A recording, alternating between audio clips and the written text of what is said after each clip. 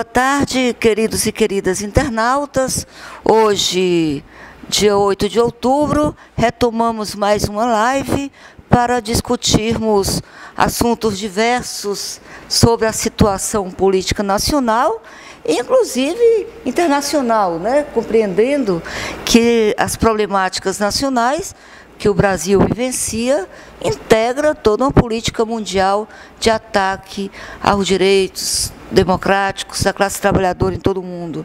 Então, vamos aqui retomar discutindo algumas atividades. No live passado, nós discutíamos a questão da intervenção da soberania nacional, nós discutíamos a questão da Constituinte soberana, nós discutíamos a questão, em uma dessas lives, também a questão da intervenção militar. O lugar da intervenção militar, ou do discurso, ou do anúncio de uma possível intervenção militar, no quadro de crise política institucional no Brasil. Como é que você reporta esse assunto? Primeiro de tudo, agradecendo, né, mais uma vez, a sua presença aqui com a gente. E lembrando a rosa que eu ganhei. Muito linda, porque a gente luta também, mas a gente tem que admirar o que é belo, não é verdade? Então, vou passar para você, mas eu queria, antes da rosa, inclusive, agradecer o espaço político e cultural da Casa Vermelha, do vereador Guilherme Sampaio, que tem nos cedido sistematicamente para que a gente possa realizar nosso bate-papo. Fora isso, voltamos ao nosso bate-papo sobre a promessa ou a ameaça de intervenção militar no quadro da crise política institucional do Brasil. Olá, satisfação poder ter a confiança, poder ter a oportunidade de novamente participar do debate. E só fazer um contraponto aqui, que a Orquídea fez sucesso na vinda para poder participar desse momento, as mulheres inspirando, porque de fato ela está bem pomposa, né? Geralmente a Orquídea você não encontra com tanta facilidade nesse tamanho. Mas vamos ao tema da ameaça da intervenção militar. Nós, da luta contra o golpe, militantes do PCO, especificamente falando, nós temos muito claramente que nós não vamos conseguir vencer essa ameaça com discurso, porque é preocupante a maneira como a esquerda brasileira tem se apresentado para tratar do assunto. Porque é compreensível que todos sabem o que é o risco de uma intervenção militar. Nós não sabemos muito do que aconteceu durante a ditadura de 64 a 84, 85, mas o pouco que nós sabemos já deixa muito claro que esse período de terror, ele não nos interessa como classe trabalhadora, como brasileiros. E se você fica numa perspectiva apenas do discurso e não mobiliza para poder fazer esse enfrentamento, você vai estar dando um tiro no escuro. Você não está, de fato, apontando para a luta para derrotar o inimigo. As Forças Armadas estão vendendo uma proposta de luta contra a corrupção, algo que a Operação Lava Jato sempre propôs, e o que é que a gente tem percebido? Conforme a Operação Lava Jato tem avançado, maior é o índice de desemprego, maior é o desmonte das empresas estatais brasileiras, e não nos enganemos, o Exército é avalista do golpe. Nós criticamos muito o Congresso, o Senado, mas as Forças Armadas brasileiras, elas não se rebelaram para impedir o golpe, o impeachment fraudulento contra a presidenta Dilma Rousseff. Eles ficaram muito bem quietinhos e observando o contexto político que fosse dado, que está sendo dado. Inúmeras mentiras foram colocadas aí na tentativa de emplacar uma rejeição não só ao presidente Lula, mas ao Partido dos Trabalhadores, o PT. E o nosso saldo nesse momento é que há muita confusão, mas o avanço na descrença do político, do militante, do líder Lula, não foi conseguido. Lula cresce nas pesquisas, mas nós temos que ter a compreensão. Pesquisa não é do nosso interesse, sem que haja um efetivo governo do interesse da classe trabalhadora. 2018 é daqui a um ano. Ainda estamos no início do mês 10 de outubro. Faltam praticamente 2 meses para encerrar o 2017. É muito tempo para a gente ficar alimentando uma perspectiva eleitoral. E todo o alto comando do Exército já está se colocando a meio que familiarizar a ideia de uma intervenção militar. Nós não podemos acreditar em mais uma mentira como verdade. Os militares, as Forças Armadas, a Aeronáutica, a Marinha, de conjunto, estão engajados na deterioração do Estado brasileiro. O cidadão brasileiro de bem, que bem souber o que é ser patriota, o que é dar valor ao seu país, o que é valorizar os seus recursos naturais, a sua cultura, ele de modo algum deve permitir que, da maneira como as Forças Armadas aí estão, elas tomem o poder no país. Porque hoje a gente tem uma classe política não, a gente tem um conjunto de políticos mancomunados em uma quadrilha que estão dilapidando o patrimônio brasileiro. Com o Exército no poder, nós vamos ter a mesma qualificação de externar os nossos recursos e, pior, com a violência, com o tanque e com o fuzil de assalto na nossa cara. Inclusive na cara desses políticos bandidos. Então, muito cuidado quando você afirma que quer que o Exército bote todos esses políticos para correr do Congresso debaixo de bala e debaixo de bomba, porque não só essa corja de políticos da quadrilha do Congresso vão correr, mas você também vai ser impedido de viver a sua vida com qualidade. Não pense que você estará construindo um país de fato soberano se as Forças Armadas, da maneira como elas estão, assumirem o controle do nosso país. Nós temos que derrotar o golpe de conjunto, inclusive derrotar as Forças Armadas que estão se mancomunando, estão articulando a tomada do poder no Brasil. O que acontece no Rio de Janeiro não é do interesse da classe trabalhadora. A invasão das favelas é mais uma invasão imoral, assim como já acontecia com a polícia militar, com as milícias, e que cada vez mais só fomenta a violência, porque o tráfico de drogas ele não vai ser vencido dessa maneira. A gente tem uma classe política aí, para não citar nomes, mas tucanos e outros representantes, que são verdadeiros traficantes, apanhados mais de uma vez, não só com o Helicoca, mas com as suas propriedades, sofrendo intervenção da Polícia Federal e toneladas de cocaína de pasta base sendo encontradas. Então, o tráfico ele não vai ser vencido nem pela Polícia Militar e muito menos com o Exército da maneira como está. Porque o Exército é parte desse tráfico, é parte das milícias, é parte da violência que impede que a gente possa ter o direito de ir e vir na cidade que a gente mora. Verdade, a invasão do Exército nas favelas dá uma ideia de que, para mostrar com o espírito salvador do Exército. O Exército veio para salvar da desgraça. E eu já me reportava em outra live, outro bate-papo nosso, que eu vejo o Exército, aliás, as Forças Armadas, de uma maneira geral, com poucas condições, além de ameaçar. Nos últimos anos, e isso você vai encontrar nos relatórios dos organismos multilaterais, inclusive da própria ONU, de que as Forças Armadas dos Estados Nacionais, sobretudo latino-americanos, foram desmontadas, foram completamente desmontadas. E hoje você vê, na verdade, eu sinto em dizer, mas é um fato, soldados barrigudos, que mal conseguem ajudar na fila para a campanha de vacinação. E eu não estou provocando militar, não. O que eu estou dizendo é que as Forças Armadas foram desarmadas pela polícia do planeta. E me vem a dúvida se os nossos soldados vão servir aos interesses imperiais estadunidenses aqui no Brasil. Porque é isso que vão fazer. E desmontar, porque não sei nem se a arma que eles têm consegue competir com as armas dos traficantes. E quando eu falo dos traficantes, não estou falando dos favelados, não. Eu estou falando dos traficantes, que, aliás, controlam governos inteiros a partir do narcotráfico, né? E que impressionante, ninguém consegue combater. Os verdadeiros traficantes, não aqueles que são encontrados com rolinho de droga. chamados traficantes, né? Então, assim, isso é verdade o que você falou. Agora, nós estamos num momento que ninguém tem saída, nem do ponto de vista dos golpistas. Né? Me fala sobre isso, porque, veja, tem crise dentro da toga, né? Da ditadura da toga. Aí sim, uma ditadura da toga. Eles não se entendem entre eles. Só faltam ir para a via dos fatos, né?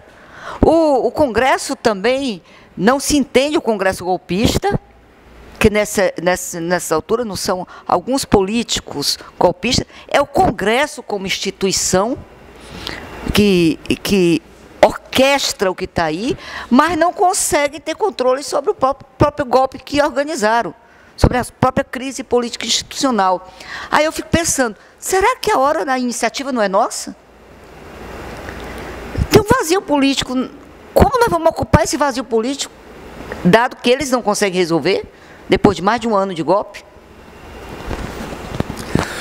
Sendo bem objetivo na provocação da companheira, estamos aqui há poucos dias de uma grande mobilização em Brasília, dia 11 de outubro, Dia Nacional de Ocupação de Brasília, segundo ato pela anulação do impeachment e primeiro ato nacional contra o golpe militar no país.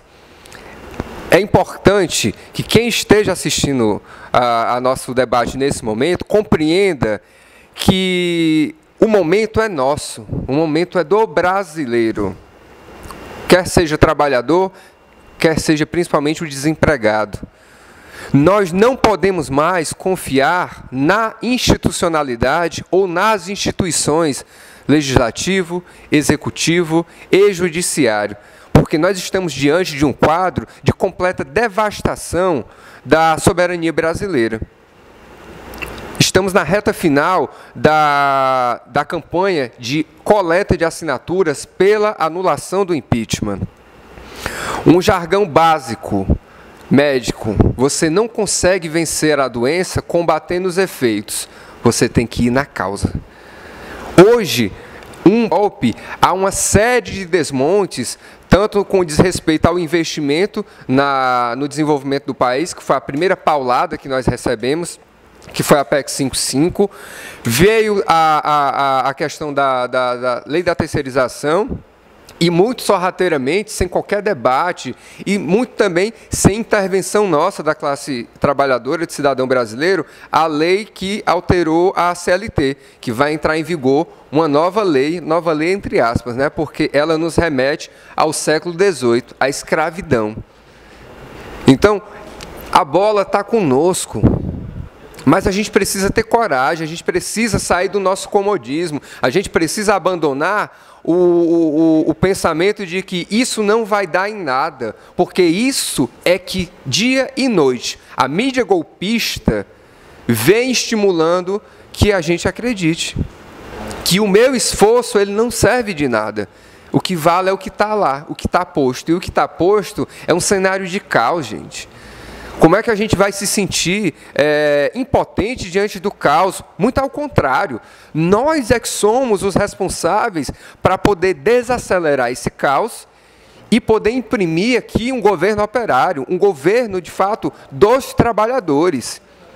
Que fique muito claro, para nós militantes do PCO, Lula não vai ser o candidato. Lula é o candidato para uma eventual eleição à presidência.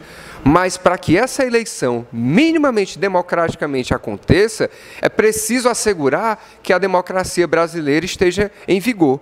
E isso vai depender de nós, os brasileiros.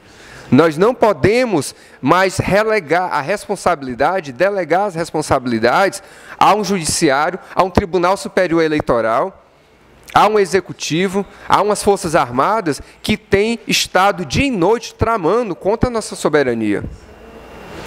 Dia 11 de outubro é um dia imprescindível para você sair de casa, para você estar em Brasília, ocupando a esplanada dos ministérios, e de lá nós seguiremos encaminhada para a sede, para o palácio lá do STF, a sede do Superior Tribunal Federal.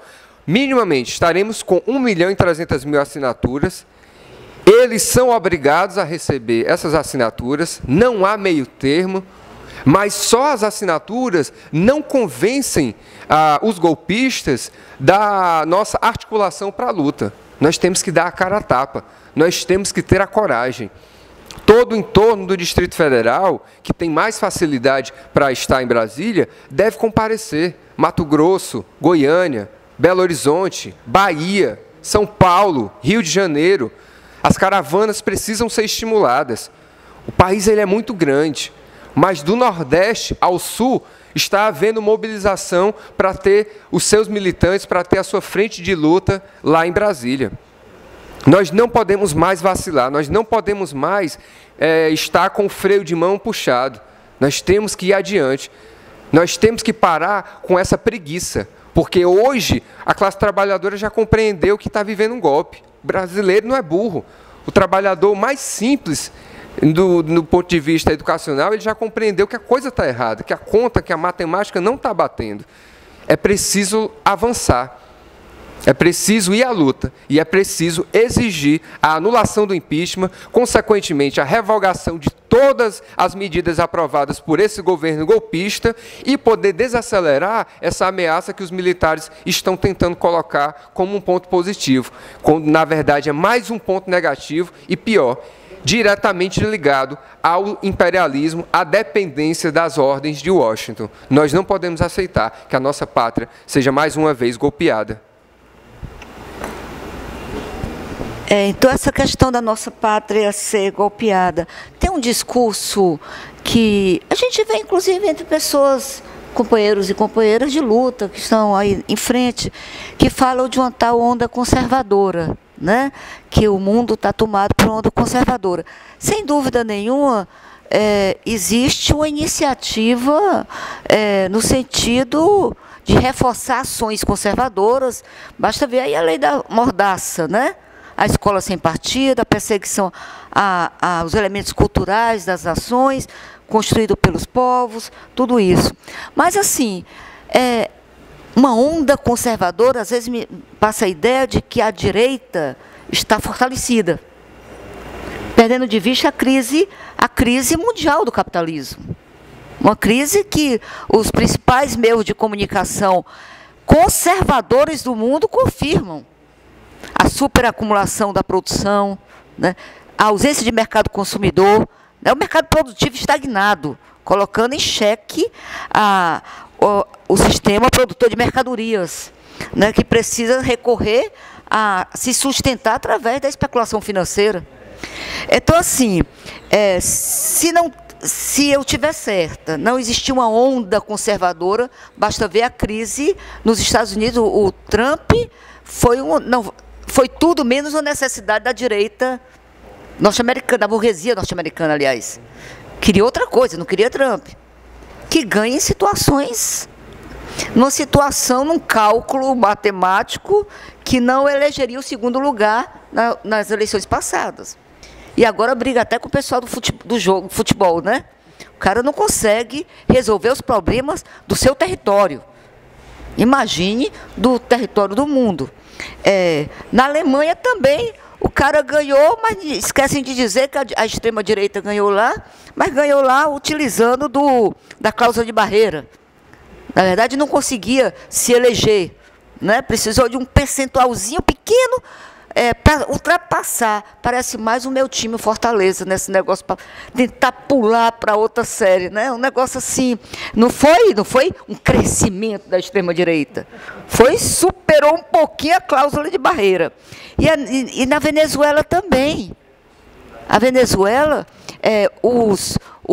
a direita lá, que tentou infligir o golpe, desapareceu, não foi? Desapareceu que nem os coxinhas aqui do Brasil. Não consegue reunir ninguém. Então, assim, nós temos uma tarefa importante aí. Existe uma onda conservadora na tua leitura? O capitalismo está se reanimando? Ou a iniciativa é nossa mesmo, aqui no Brasil e em todo o continente? Em todos os continentes? Bem, para dar um panorama dessa questão do conservadorismo mundial. Vamos começar pelo Brasil, né? Nós somos um país que nasceu de uma mistura de raças. Aqui, quantitativamente, as mulheres são maioria. E no mercado de trabalho isso se reflete. Nas universidades, isso também. É inimaginável você acreditar que um país com a diversidade cultural, como um país plural como é o Brasil, que nós vamos abrir mão da nossa mistura, da nossa essência, para aceitar um discurso neonazista, um discurso de raça pura, porque isso é o fascismo, isso é um movimento liberal conservador que eles estão querendo emplacar no mundo. E aqui no Brasil também. Eu sou negro, eu me considero negro. E a minha família também é toda negra. Não existe branco, de fato, na minha família.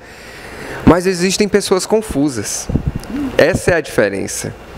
Que não se reconhecem como preto. E são pretos. Assim como tem mulheres que se confundem com a questão feminista. E acham que determinados posicionamentos conservadores é uma ratificação do ser mulher, quando na verdade ela está atentando contra a liberdade dela. Hoje, esse avanço desse conservadorismo é inflacionado pela mídia golpista, não por nós, de natureza, nas conversas de bairro, nas mesas de bares, nos debates políticos. Hoje, essa onda conservadora, ela é inflacionada. A gente não pode dar credibilidade a isso. Eu escrevo para uma imprensa operária, o jornal Causa Operária. Jamais esse jornal aqui vai fazer uma matéria do ponto de vista conservador. Primeiro, nós somos uma imprensa independente, não é uma imprensa operária, uma imprensa que fala a linguagem do trabalhador. Como é que a gente vai dar um tom, vai falar uma verdade, se nós estamos permeando um universo de várias verdades?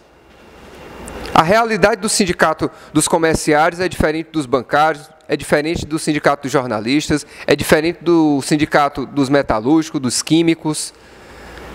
Então, é muita falta de compreensão em achar que essa onda conservadora está ganhando espaço. Muito ao contrário, ela está sendo inflacionada, porque o absurdo ele é perceptível. Qual é a mulher que quer ser maltratada num coletivo? Qual é a mulher que vai achar natural receber uma ejaculação dentro de um coletivo? Qual é a mulher que quer ser impedida de ir e vir porque ela está usando uma saia, uma mini saia, ou um short, ou uma blusa mais decotada?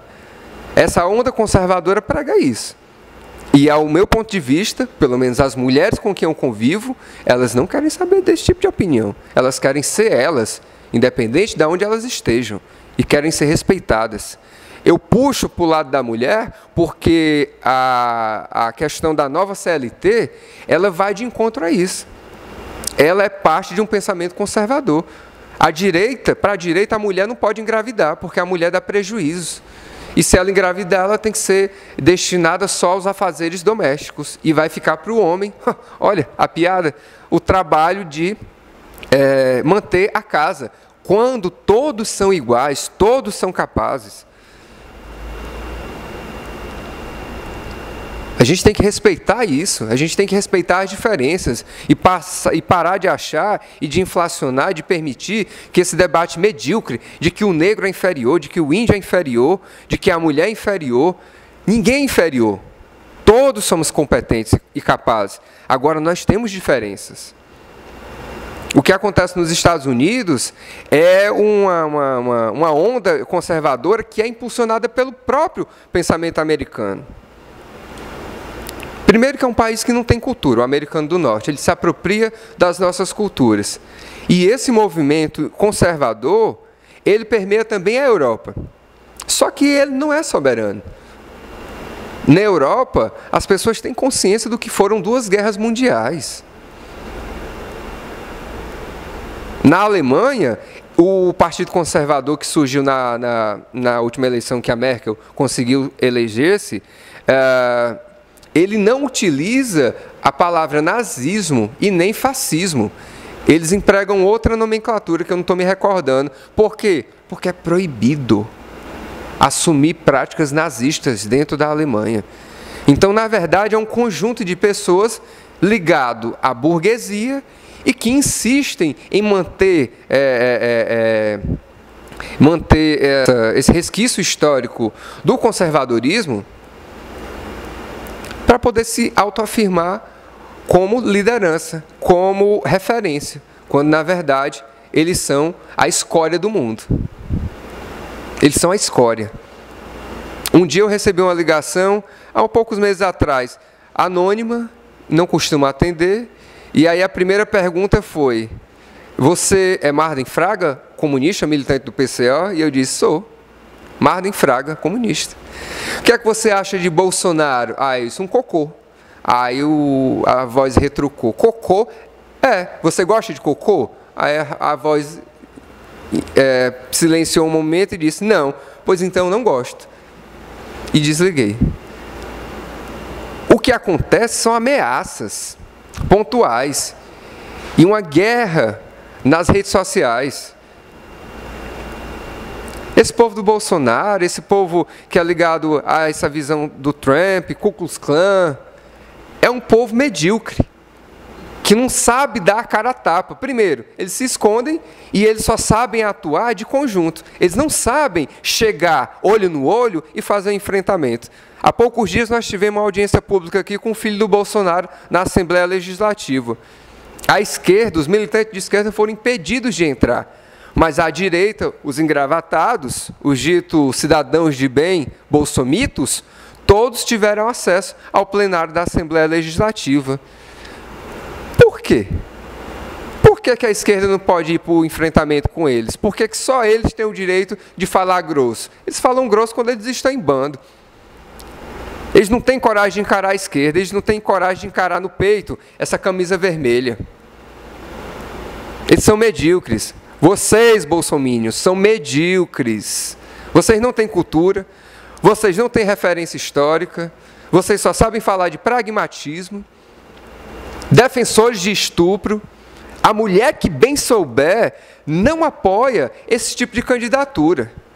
A gente está vendo aí uma onda, um crescimento dos estupros coletivos. Outrora eram estupros individuais, agora não, são coletivos e são filmados e são jogados na rede. Fruto do golpe, fruto da desagregação das instituições que deveriam conservar a soberania brasileira, a nossa Constituição. Muito cuidado em afirmar que há uma onda conservadora em crescimento. Há, na verdade, uma inflação, uma bolha, para que a gente possa acreditar. Mesma estratégia que foi feita contra a presidenta Dilma Rousseff, com a tal das pedaladas. E hoje, as pessoas muitos trabalhadores que foram enganados, têm vergonha até de olhar para a gente. Passam na rua, baixam a cara, baixam a cabeça, porque sabem que fizeram besteira. E estão acuados, sem saber como atuar para tentar reverter o golpe. Do ponto de vista econômico, o retrocesso que nós tivemos nesse 1 ano de governo golpista, nós vamos demorar pelo menos 5 anos para retomar o patamar do Brasil quando o impeachment aconteceu em 2016. Nós não podemos esperar mais. 11 de outubro é um dia D. É um dia de dupla luta. Segundo ato nacional pela anulação do impeachment, primeiro ato nacional contra o golpe militar.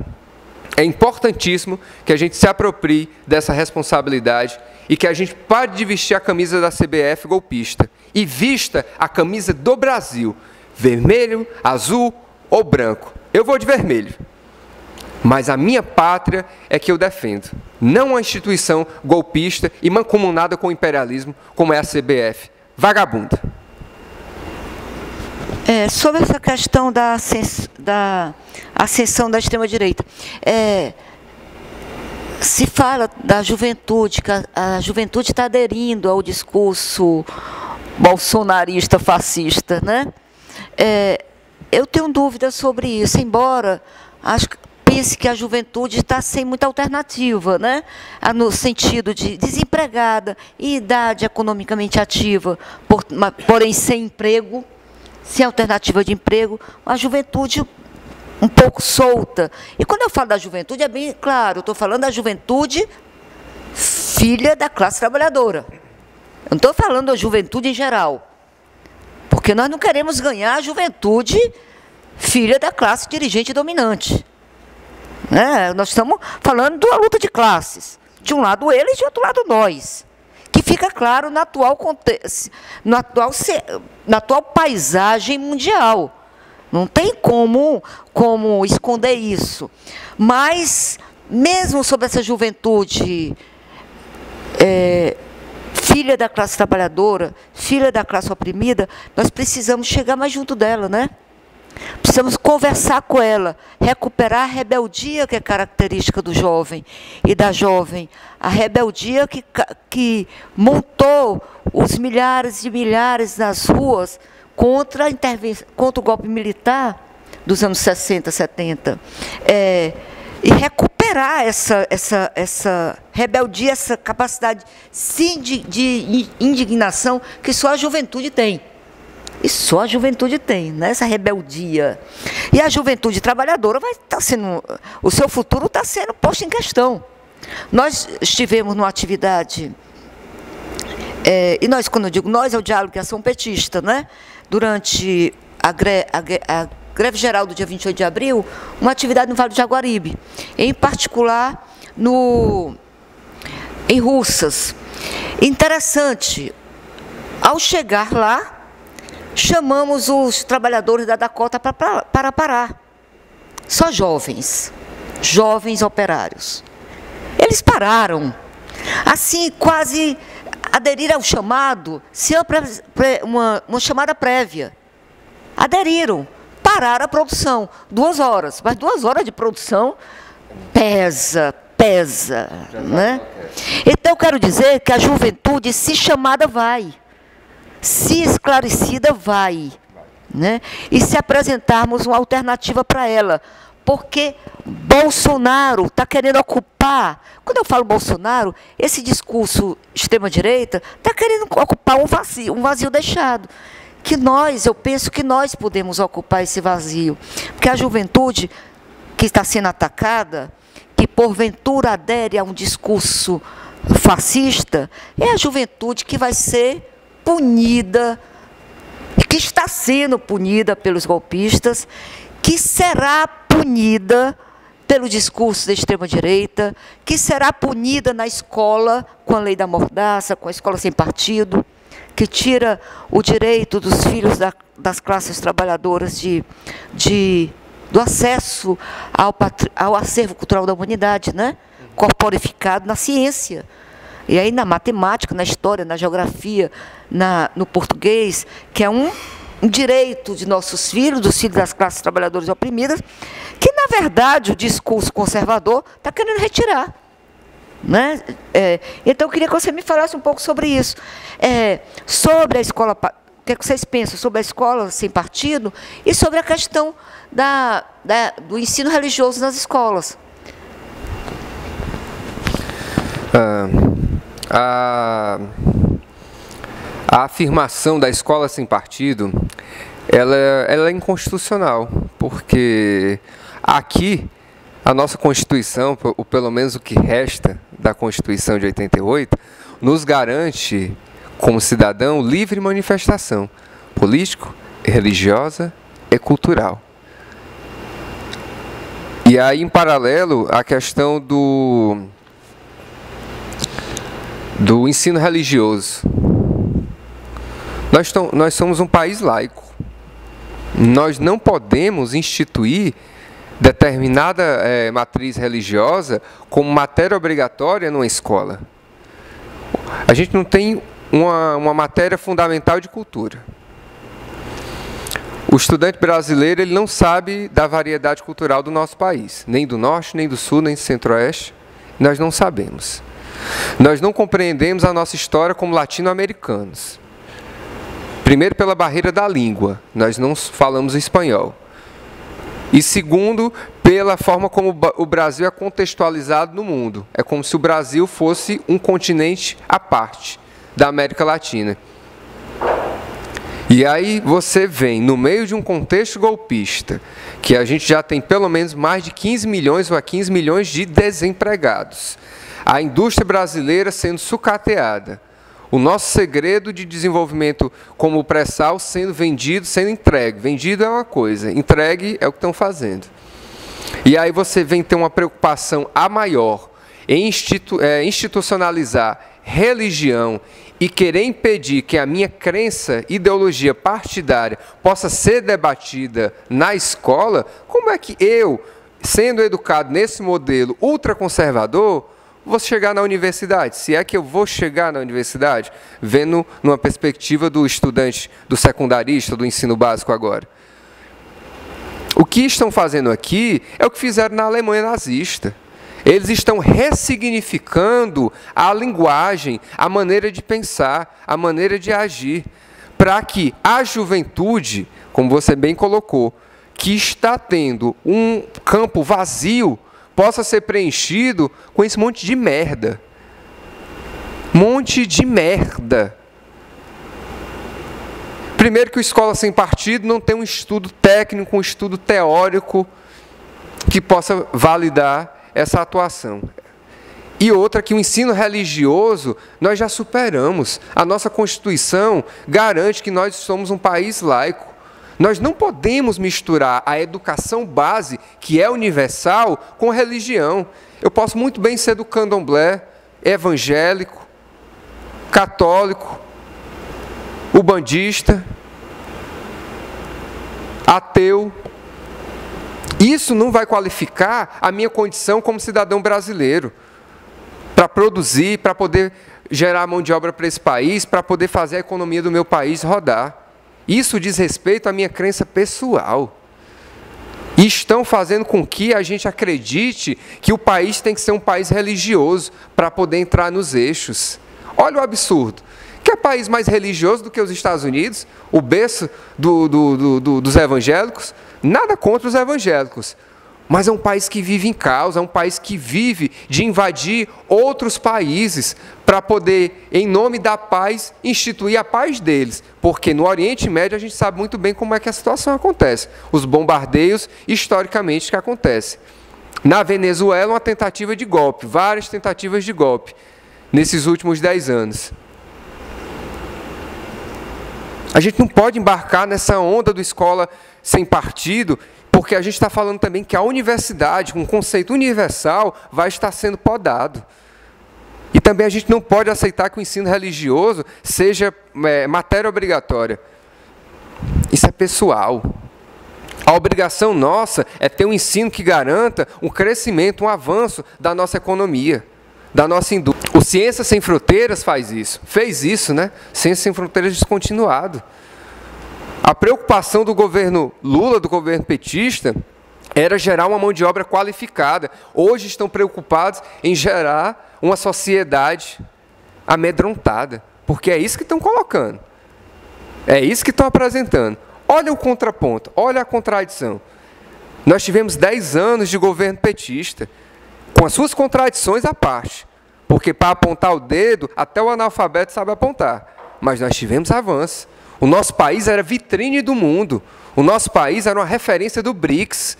A reunião do BRICS, não à toa, aconteceu aqui no Brasil, de criação do banco e do bloco.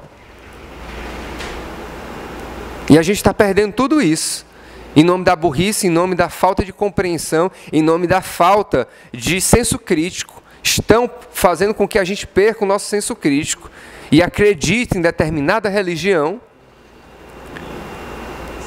como referência para a nossa luta.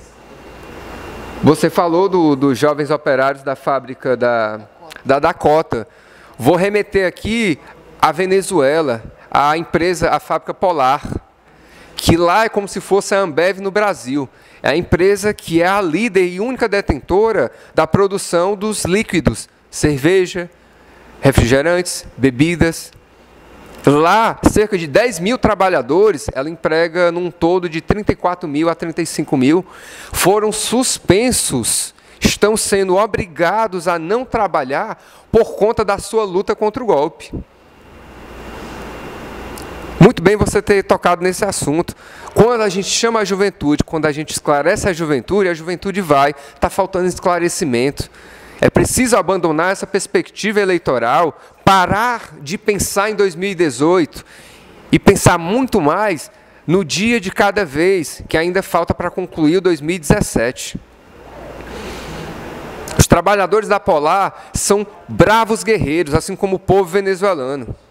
Estão enfrentando o golpe. Maduro está no poder por conta de uma eleição legítima. E mais um golpe contra o imperialismo foi a eleição para poder eleger uma nova constituinte. 8 milhões de venezuelanos votaram.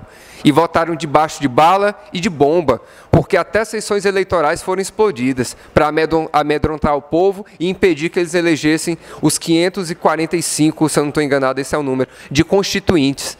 Pessoas do povo que estão reescrevendo a nova Constituição venezuelana a fim de assegurar cada vez mais a legitimidade daquela pátria e impedir que esse movimento imperialista venha a querer se infiltrar e a querer deteriorar o que é patrimônio deles.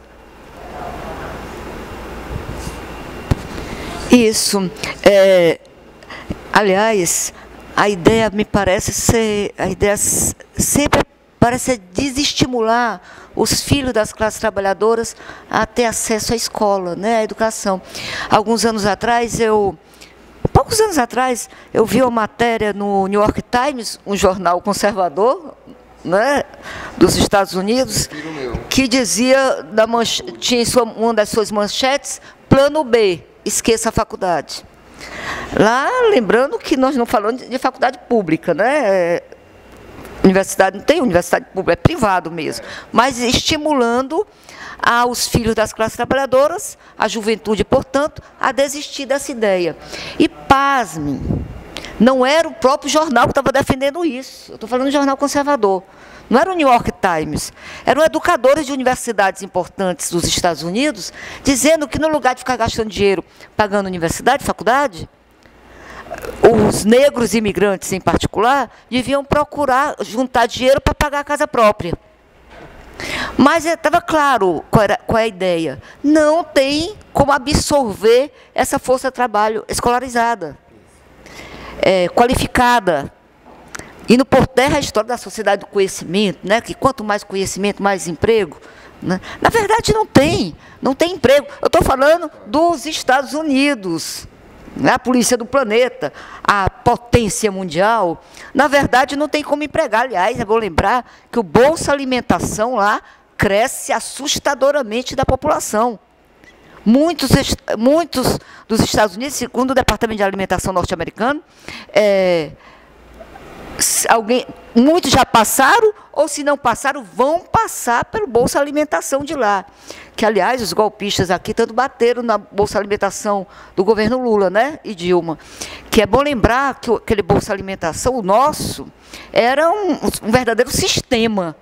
Né? Você comia, você era garantido a sua Bolsa Alimentação, mas tinha que provar que o aluno estava na escola, que tinha o sistema de saúde ali, sendo acompanhado pelo sistema de saúde. Nos Estados Unidos, não. É para comer mesmo, para não morrer de fome. Mas o estímulo é tirar o pessoal da escola. Tirar da escola, porque não tem como absorver. Então, quanto mais estudantes entram na universidade, ou mesmo nessas faculdades particulares, mais pressão sobre o sistema por emprego. E emprego de qualidade. Você não faz universidade, não passa 4 anos um curso, para ir fazer um trabalho que não remete a isso. Então, é pressão sobre o sistema. Por isso, é não estudar.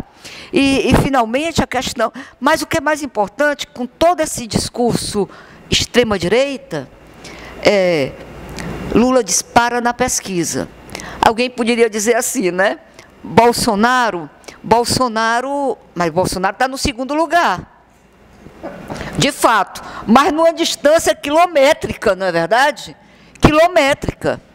É possível, pode ser, se não conseguirem resolver a crise política institucional, é até possível que saia no final Lula e Bolsonaro, porque, aliás, estão tentando condenar Lula, mas não conseguem, né? A resistência está grande. Mas Podem dizer simplesmente Bolsonaro, Bolsonaro Lula, como foi nos Estados Unidos. Trump não tinha um Lula, né? Mas Trump, a direita não queria, a burguesia nacional não queria Trump, foi o jeito, não consegue resolver o problema. Bolsonaro pode ser o jeito, mas numa distância incrível em relação ao Lula, né?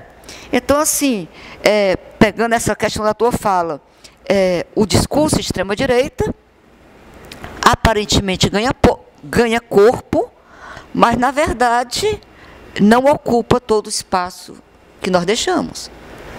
Então, tem um vazio aí que a gente pode ocupar, que entra a questão da religiosidade.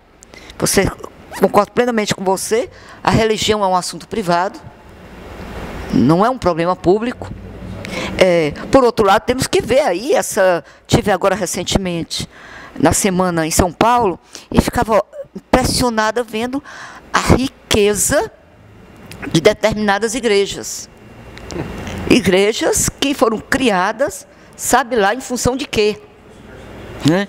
Impressionante o negócio desse. Mas, embora tudo isso é um assunto privado, mas a escola sem partido é uma escola que retira o direito da classe trabalhadora, de seus filhos, de disputar os parcos empregos disponíveis, né? No tal discurso da empregabilidade.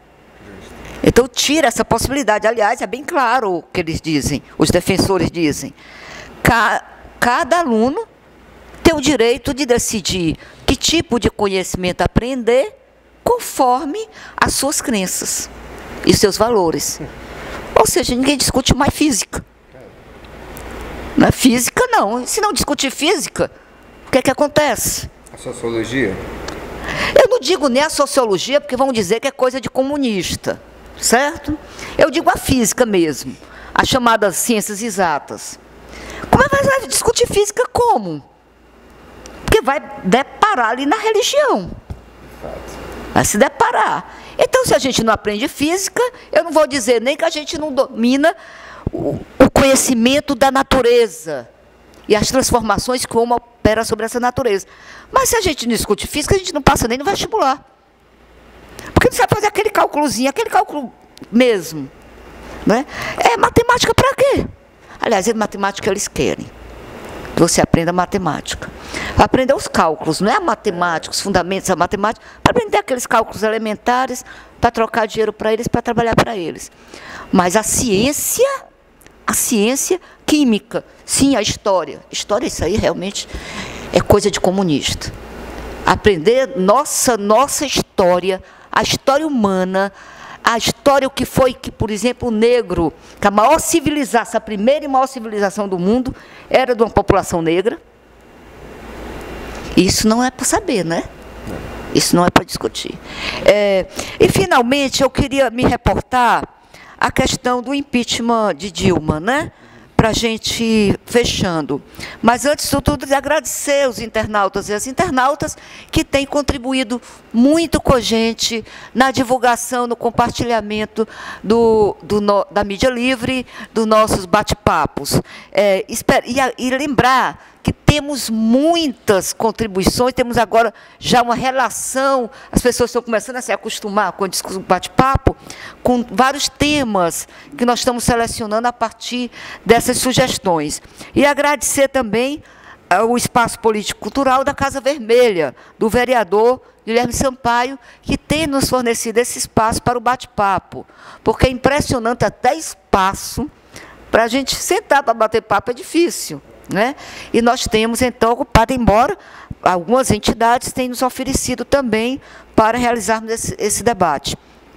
Mas, finalmente, a questão do impeachment de Dilma. Sem dúvida, você tem razão quando fala que foi um mau atentado à democracia. A democracia não é a democracia sob o nosso ponto de vista, não. Não estou falando da democracia operária, não, né? Da democracia burguesa mesmo. Que a própria burguesia nacional realiza contra os próprios princípios democráticos do direito que eles construíram para lhe servir.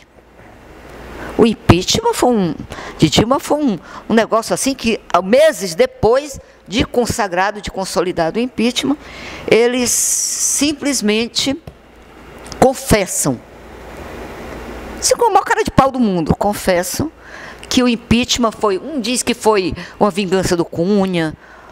Os motivos são vários, mas confessam que não tinham fundamentação nenhuma impeachment. E a revogação, a anulação do impeachment, portanto, é justo, sob o ponto de vista desse pressuposto. Foi uma injustiça legal, jurídica, reconhecida pelos golpistas, portanto, tinha que ser anulada.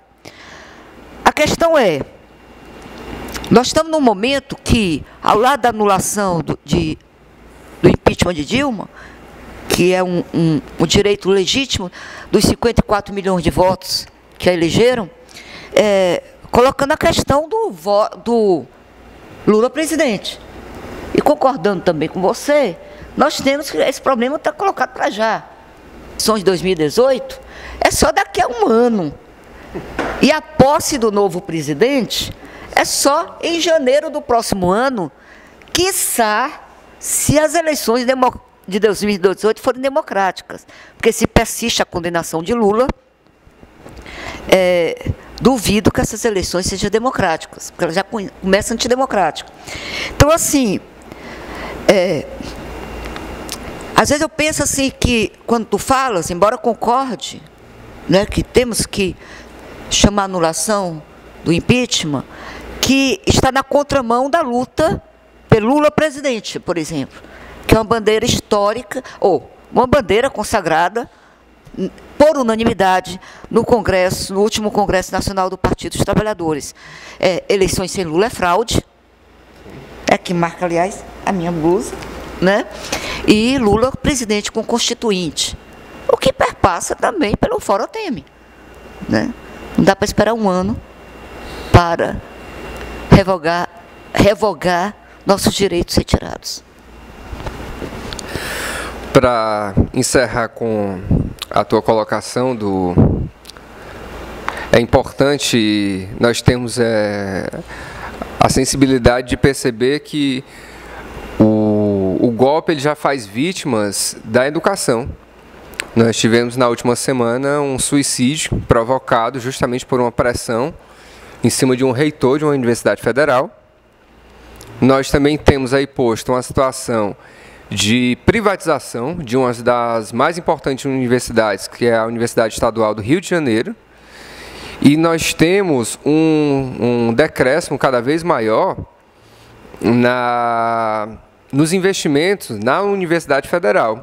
Aí você citou que intelectuais estavam incentivando a falta de a não perspectiva, né, de entrar na universidade, que aqui se reflete na onda do empreendedorismo. O jovem tem que empreender, o jovem ele não precisa ir para a universidade, ele tem que empreender, ele tem que ser criativo.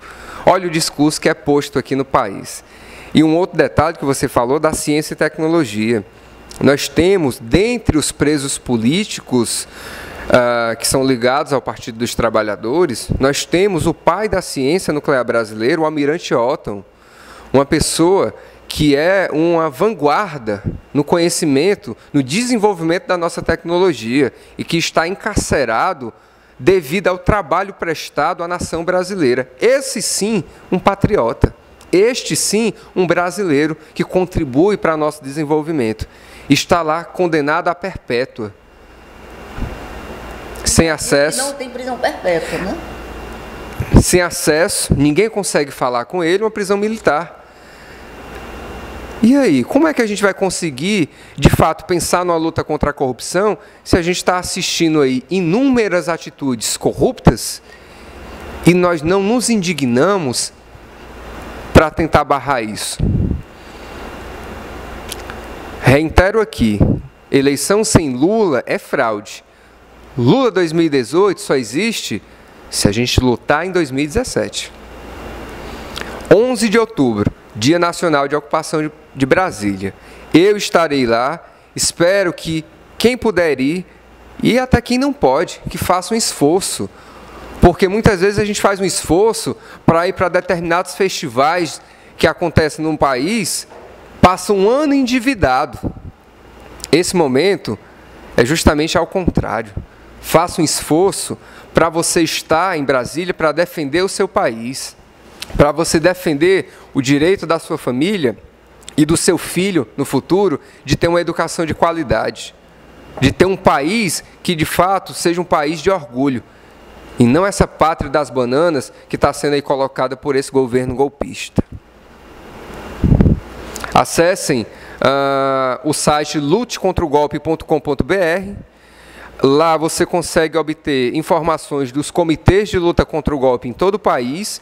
E se a sua cidade não estiver listada nesse site, você pode submeter uma inscrição e você ser um mobilizador desse comitê de luta, que fique claro, ele não é propriedade do Partido da Causa Operária, mas o partido encabeçou essa luta. Nós estamos 100% inclinados a fazer esse enfrentamento, e se você é militante do PCdoB, se você é militante do PDT, se você é militante do Partido dos Trabalhadores, dos outros partidos da esquerda, o PCB, o PSTU, o PSOL, não se envergonhe. As críticas partidárias, elas sempre vão existir, mas o momento que nós vivemos é um momento de unidade para enfrentar o golpe. Não podemos nos confundir com perspectivas eleitorais. A bandeira tem que ser vermelha, independente da assinatura que lá esteja.